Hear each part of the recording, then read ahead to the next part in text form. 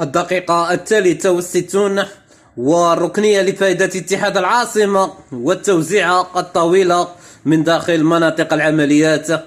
وجدت الأقدام وكذلك الرؤوس الدفاعية لشباب بلوزداد، بينما الاتحاد يحاول من هذه العرضية والرأسية. واو على هذه الرأسية، والكرة كانت متجهة إلى الشباك، بيد أن الحسين بن عيادة الذي وقف مكان فريد شعال في هذه اللقطة. أكيد بأن المباراة على طريقة الدوري الإيطالي الكالتشيو وكذلك الدوري الإنجليزي الممتاز البريمير ليج.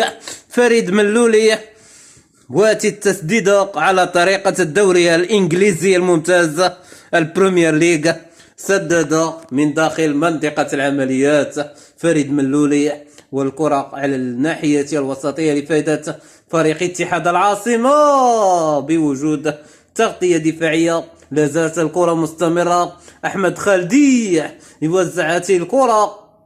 دفاعات اتحاد العاصمة شباب بلوزداد الذي فاز امام مستضيفه وترجي مستغانم هدفا ل0، واتحاد العاصمه امام جمعيه اولمبي شلف 1-0.